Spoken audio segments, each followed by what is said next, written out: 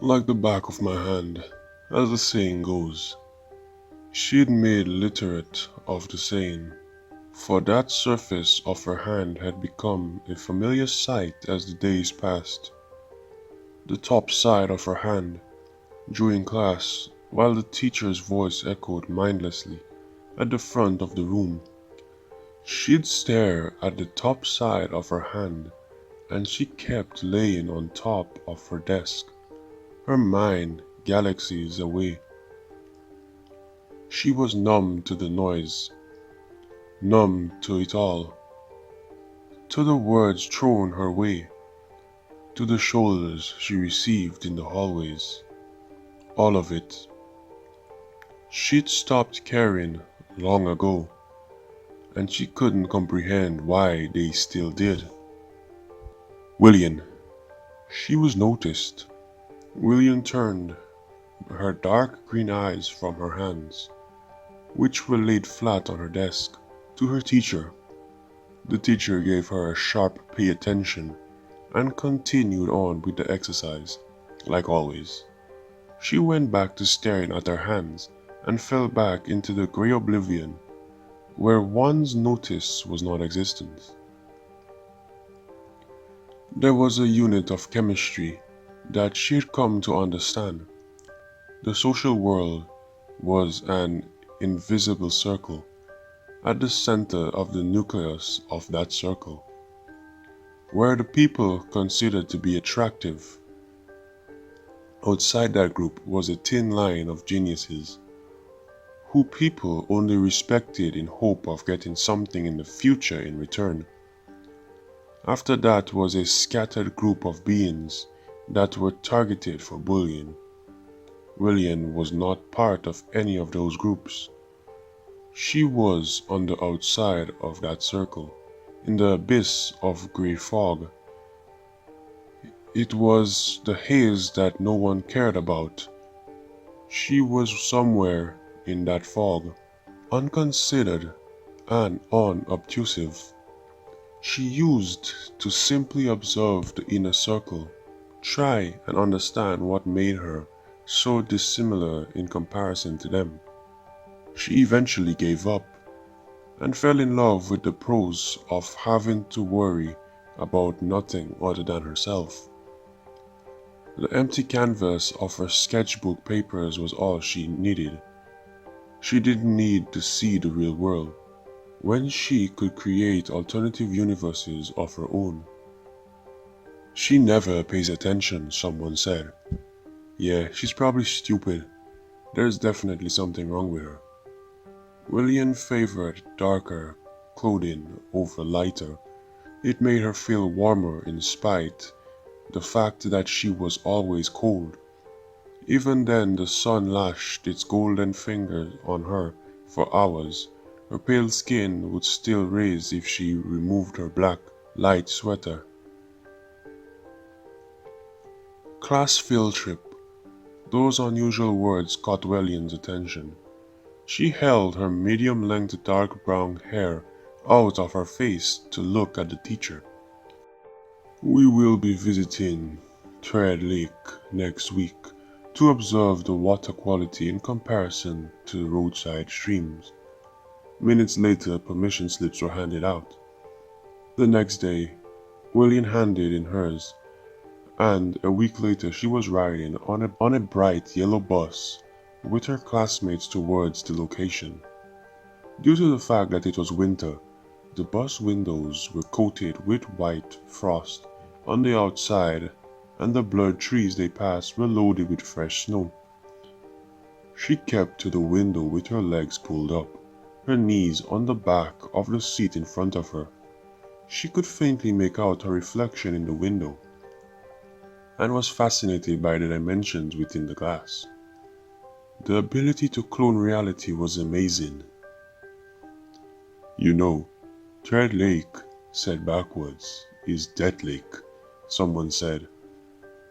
That's stupid and cheesy, someone else responded. What a dumb name, she thought. Besides, if it had any actual meaning, they wouldn't be off on a field trip to it. The most of the day went as she had expected, boring and pointless. The only thing that had caught her attention was the giant reflection of the sky and the trees around that the frozen lake portrayed. While the class was taking samples from a near pond, William wandered towards shore and stared down at the frozen hydration. She tapped her toes testingly on the surface, gradually adding pressure until she was leaning all of her weight onto its unfolding surface. She stepped onto it. Nothing, not a single crack. She took a few steps forward, and yet it remained stable. She watched her twin under the ice as she traveled further out onto the lake. Her classmates' faded voices becoming no more than a murmur in the distance. There was a vast, coal-sucking noise followed by a sudden noise that resembled thunder, the ice below her breaking in an instant. The sound of her screaming split the still air like a gunshot in a library. She watched as her reflection suddenly disappeared, and she was being sucked into the liquid mirror that waited below the ice. Devora's surface. Unbearable coldness covered her entire body, pinching her skin like millions of tiny fingernails, soaking her clothes and making them heavy. She pinned her pale lips closed as she felt herself being tossed around as she was sucked under the ice. She tried to swim up for air, but all she could feel was the hard surface above. She clawed desperately at the ice, her lungs aching and her body burning for air.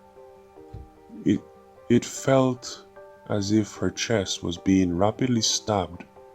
Her joints went stiff, and she was suddenly sinking.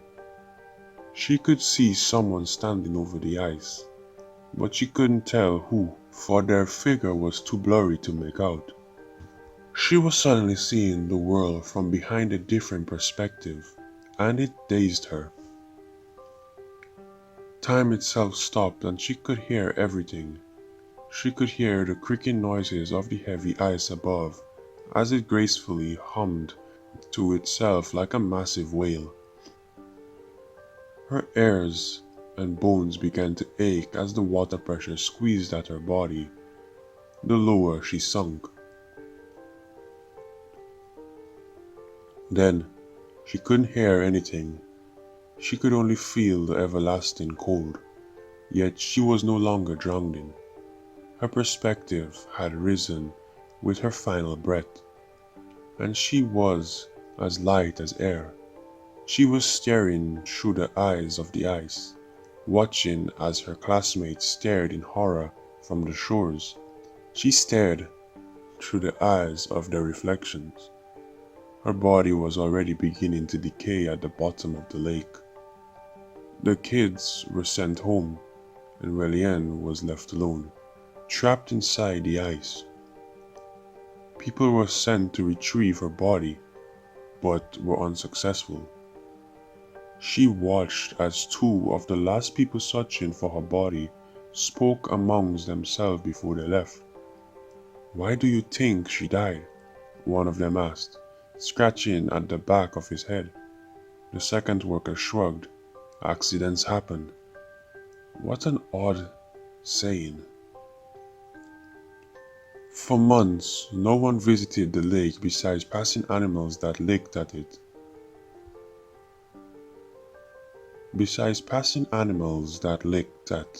And scurried across its surface. As spring came and the ice melted, her vision became blurry with the water. Then, she was staring at the face of a jogger, forced to clone its every movement. She moved into their glasses and became the reflection of their eyes. She could make them blink if she wanted to. The jogger went to their bathroom to shower off, and she leaped into their bathroom mirror as they shaved their legs in front of her. She decided to test something. She made them add a slight bit of extra pressure to their legs, and like fragile cheese, their skin broke open, blood trickling along the side of their leg. They cursed and dabbed it up with their towel. William moved into the glass of the jogger's bathroom window, and she watched them as they slept.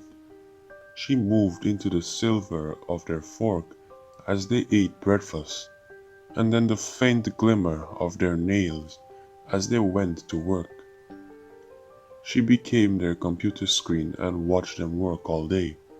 She observed their lives for weeks, eventually considering herself their friend. That's what friends were, right? Someone who knew your every aspect of life. Then, on the last night, as they were showering off, she no longer became the reflection, but her own.